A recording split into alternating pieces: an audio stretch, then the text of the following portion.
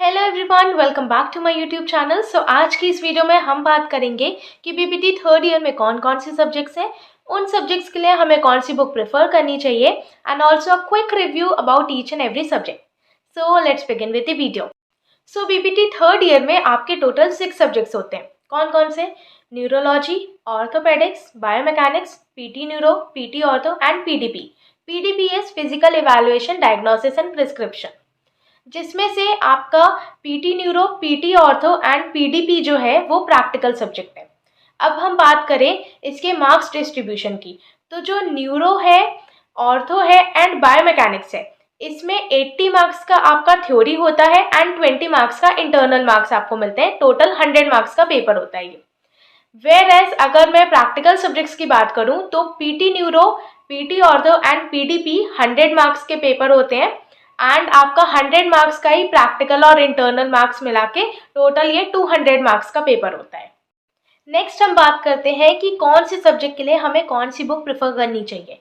सबसे पहले अगर मैं न्यूरो की बात करूं तो न्यूरो के लिए ग्लैडी जो है वो बेस्ट है। ग्लैडी में सारे टॉपिक्स जो न्यूरो के हैं वो बहुत ही सिंप्लीफाइड वे में, बहुत इजी लैंग्वेज में दिए हुए हैं। मतलब इसमें जैसा दिया हुआ है आप वैसा का वैसा भी आराम से याद कर सकते हो, आपको रटने की ज़रूरत नहीं पड़ेगी। सेकेंड, ऑर्थोपेडिक्स में महेश्वरी मैं रिकमेंड करूँगी। महेश्वरी तो मेरी फेवरेट बुक है थर्ड ईयर में।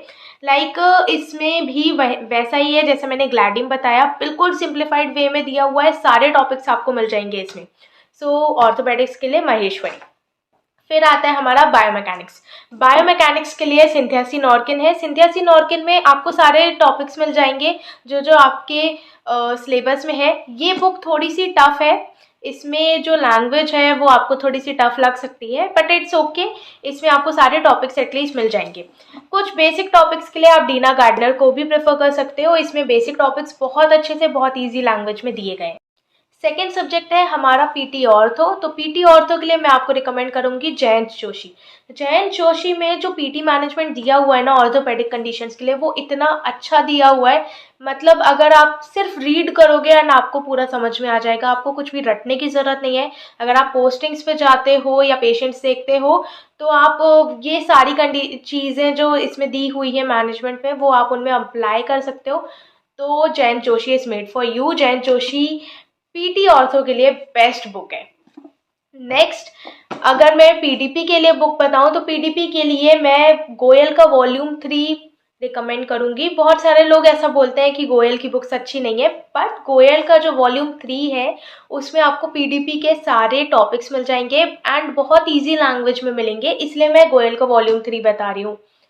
आप एक बार इसको देखिएगा एंड आपको शायद पसंद आ जाए। Now let's have a quick review about each subject. सबसे पहले अगर मैं न्यूरोलॉजी की बात करूं तो न्यूरोलॉजी में आपको क्या पढ़ना रहता है? जैसे आपने सेकेंड ईयर में जनरल मेडिसिन में पढ़ा था, वैसे ही आप न्यूरोलॉजी में न्यूरो कंडीशंस को उसी वे में पढ़ोगे। कैसे? आपको कंडीशन की डेफिनेशन पढ़नी है, उसके कॉजेज पढ़ने हैं, उसका पैथोजेनेसिस पढ़ना है, उसका क्लिनिकल फीचर्स पढ़ना है, उसका डायग्नोसिस पढ़ना है एंड मैनेजमेंट। बस यही सब है आपका न्यूरोलॉजी में। बहुत इजी सब्जेक्ट है एंड ग्लैडी से अगर आप पढ़ोगे तो आपको कोई भी दिक्कत नहीं होने वाली। नेक्स्ट हमारा सब्जेक्ट है ऑर्थोपेडिक्स। तो ऑर्थोपेडिक्स में भी वही सेम है जैसा हमने जनरल मेडिसिन में सेकेंड ईयर में पढ़ा था, वैसे ही हमें ऑर्थोपेडिक कंडीशंस को उसी वे में पढ़ना है। डेफिनेशन, उसका कॉज, उसका पैथोजेनेसिस, उसका क्लिनिकल फीचर्स, डायग्नोसिस, मैनेजमेंट, यही सब है ऑर्थोपेडिक्स में। और ऑर्थोपेडिक्स के लिए जो महेश्वरी बुक बताई है उसी से आप पढ़ेंगे तो आपको ऑर्थोपेडिक्स में कोई दिक्कत नहीं आएगी। बहुत अच्छे से, बहुत आराम से आप पढ़ लोगे उसे। फिर आता है हमारा बायोमैकेनिक्स। तो बायोमैकेनिक्स में हम जॉइंट की मूवमेंट्स के जो मैकेनिक्स हैं उसको पढ़ते हैं। और अगर आपने फर्स्ट ईयर में बायोमैकेनिकल मोडालिटीज़ पढ़ा है तो आपको बायोमैकेनिक्स इजी लगेगा, बट स्टिल बहुत सारे बच्चों को ये प्रॉब्लम रहती है कि उन्हें समझ में नहीं आता कि बायोमैकेनिक्स को कैसे पढ़ना है। इसलिए मैंने उनके लिए एक अलग से वीडियो बना के रखी है। अगर आपको भी ऐसा लगता है कि बायोमैकेनिक्स बहुत टफ है, आपको नहीं समझ में आता कि बायोमैकेनिक्स को कैसे पढ़ना है, तो आप एक बार ये वाली वीडियो ज़रूर देखेगा। मैंने इसमें बहुत ईजी वे में बताया हुआ है कि आपको उसको कैसे पढ़ना है एंड आई होप कि इस वीडियो को देखने के बाद आपको भी ऐसा लगे कि अब आप बायोमैकेनिक्स को आराम से पढ़ सकते हैं। तो ये हमारे हो गए थ्योरी सब्जेक्ट्स। अब आते हैं हमारे प्रैक्टिकल सब्जेक्ट्स। तो प्रैक्टिकल के टॉपिक्स तो अलग है, वो आपको कॉलेज में बता दिए जाएंगे एंड आगे चल के मैं प्रैक्टिकल टॉपिक्स पे भी वीडियो बनाऊंगी, बट अभी हम यहाँ क्विक रिव्यू में बात करते हैं। सो सबसे पहले आता है हमारा पीटी न्यूरो। तो पीटी न्यूरो में आपका जो ये सब्जेक्ट है, ये बिल्कुल अगर आपने न्यूरो पढ़ा है ना तो पीटी न्यूरो आपका आराम से हो जाएगा, क्योंकि पीटी न्यूरो और न्यूरो के जो टॉपिक्स हैं वो ऑलमोस्ट सेम है। तो और पीटी न्यूरो में आपको क्या करना है, न्यूरो में आपने जितनी चीज़ें पढ़ी हैं वो सारा तो लिखना है, प्लस आपका पीटी मैनेजमेंट उसी कंडीशन का बढ़ जाता है। तो अगर आपने न्यूरो अच्छे से पढ़ा है तो आपका पीटी न्यूरो आराम से हो जाएगा, आपको सिर्फ पीटी मैनेजमेंट पे ध्यान देना है इस पे। नेक्स्ट है हमारा पीटी ऑर्थो। तो जैसे मैंने पीटी न्यूरो में बताया वैसा ही सेम पीटी ऑर्थो में है।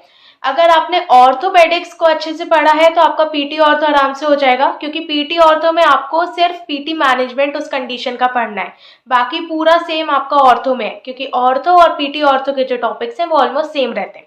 तो आप ऑर्थो अगर अच्छे से पढ़ लोगे तो आपका पीटी ऑर्थो बहुत ईजिली हो जाएगा। एंड लास्टली हमारा आता है PDP, that is physical evaluation, diagnosis, assessment and prescription and treatment. So इसके नाम में ही हमें समझ में आ रहा है। एंड अगर मैं बहुत इजी लैंग्वेज में आपको बताऊं तो अभी तक हमने जितने सब्जेक्ट्स की बात करी थी ये उन सारे सब्जेक्ट्स का पापा है। इसमें वो सारे टॉपिक्स हैं जो हमारे न्यूरो में भी आते हैं, हमारे ऑर्थो में भी आते हैं, बायोमैकेनिक्स में भी आते हैं, एंड सेकेंड ईयर के कुछ सब्जेक्ट्स के उनके टॉपिक्स भी आपको इसमें मिल जाएंगे। इसमें हम असेसमेंट देखते हैं, neurological assessment, orthopaedic assessment, etcetera etcetera. तो इसमें आपको वो सब देखना रहता है। तो अगर आप पीडीपी पढ़ने का सोच रहे हैं तो पहले आप पहले के सारे सब्जेक्ट्स पढ़ लीजिए, तो आपका पीडीपी का ऑलमोस्ट 80% सिलेबस कंप्लीट हो जाएगा।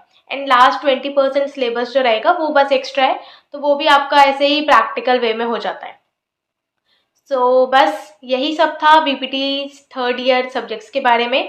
आई होप आपको थोड़ा बहुत आइडिया लग गया होगा कि आपको कैसे पढ़ना है, कौन सा सब्जेक्ट है, कौन सी बुक प्रेफर करनी चाहिए।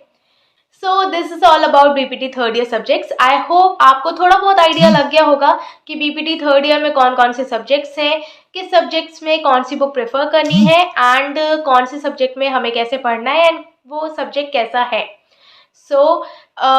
एंड ऑल्सो अगर आपको कोई भी टॉपिक पर वीडियो चाहिए हो तो आप मुझे नीचे कमेंट बॉक्स पे बता सकते हैं। आप मुझे मेरे इंस्टाग्राम के पेज पर भी डीएम कर सकते हैं। मैं कोशिश करूंगी कि मैं जल्द से जल्द आपके लिए उस टॉपिक पर वो वीडियो ला सकूं। ऑल्सो अगर आपको कोई भी सब्जेक्ट के नोट्स चाहिए हो, इंपॉर्टेंट टॉपिक्स चाहिए हो, क्वेश्चन पेपर्स चाहिए हो, तो भी आप मुझे मेरे इंस्टाग्राम के पेज पर डीएम कर सकते हैं, या फिर मुझे नीचे कमेंट बॉक्स पर भी बता सकते हैं। आई होप आपको ये वीडियो पसंद आई होगी। अगर आपको कोई और डाउट हो तो आप मुझे नीचे कमेंट बॉक्स पे बता दीजिए। अगर आपको ये वीडियो थोड़ी ज़्यादा अच्छी लग गई हो तो प्लीज़ अपने फ्रेंड्स के साथ भी शेयर कर दीजिएगा। मैं आपके लिए और भी ऐसी वीडियोस लेकर आती रहूँगी। तब तक के लिए stay tuned with me and thanks for watching.